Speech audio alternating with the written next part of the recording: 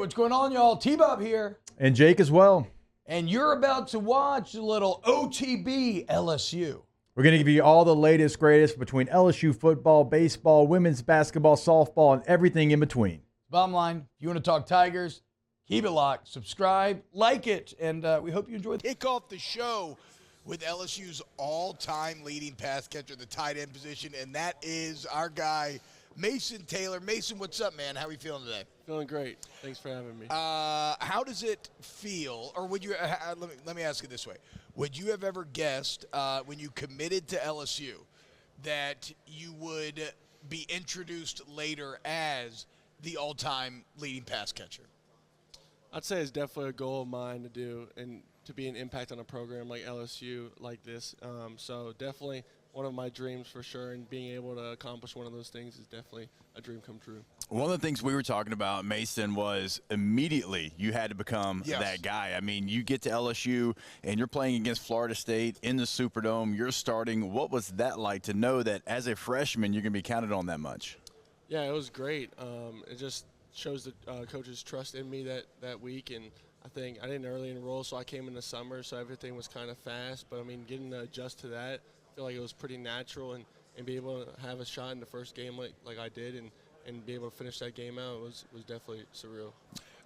Well, and speaking of finishing out, we got to talk about the Alabama catch. We can do that a little bit later because I want to look at this last season. We'll start talking about the Senior Bowl as well and what's coming up this week. But this last year, like you said, you come in the summer as a freshman, so you're really just thrown into the deep end of the pool. You're playing catch-up. You do great, asked to do a lot. But then this last year, you had become almost the security blanket of the team, right? The veteran leader. Like whenever a play was needed, it seemed like Nuss looked for you to be some ridiculous third down conversion on the sideline. What was the process for you? What do you think the keys were to the process in kind of creating that growth over the 3 years and becoming that sort of bedrock player for the team? Yeah, I think just showing that trust like I was talking about in practice and building that confidence from the coach's standpoint, your offensive coordinator and your quarterback, just knowing that you'll be there and you'll be consistent on those downs where they need you. So being that reliable target was huge for me this year. What about the difference in quarterbacks? Because you played with two really good ones in Jaden Daniels and Garrett Nussmeier.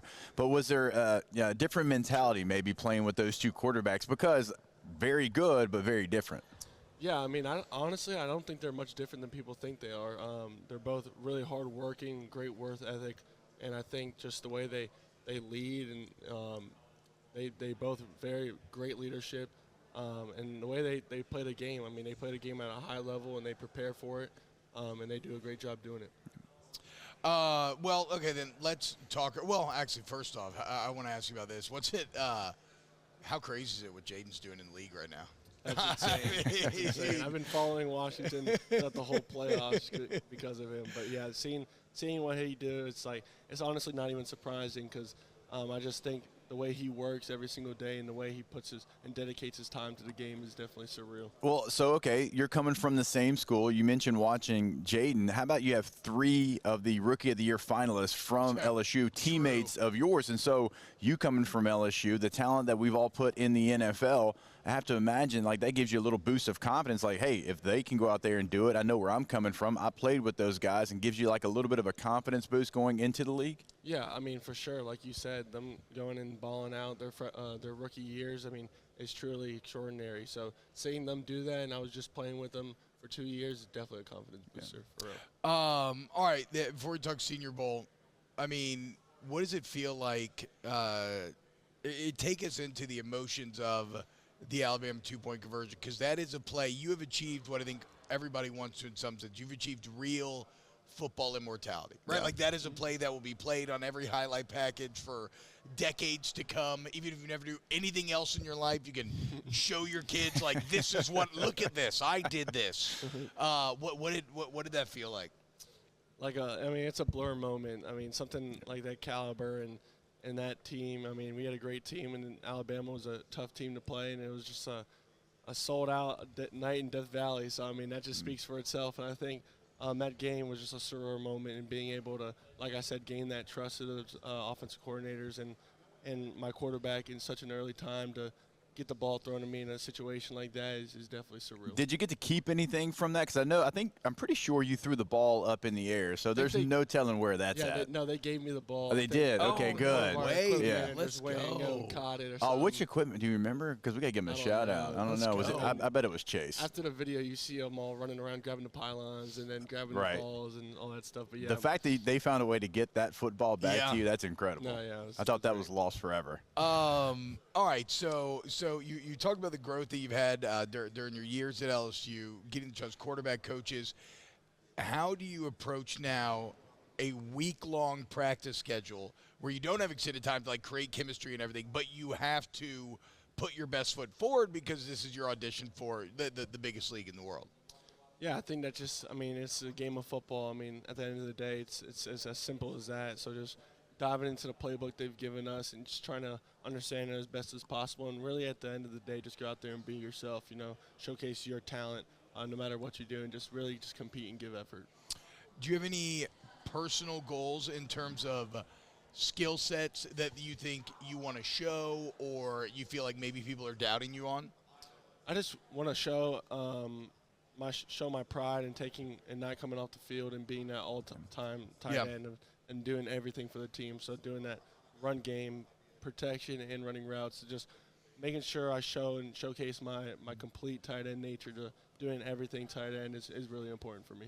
So this is it's a trying time too because you're making this transition. This is a tough week. You got to do the training, the combine, all of those situations. But you have some pretty good people in your family to lean on with your dad, with your uncle. I played against both of them. I mean, they're straight dogs, right? They have great mentalities. Do you lean on people like that? Like, hey, when you were going through this process, if you were maybe struggling, what helped you? Is that a great resource for you?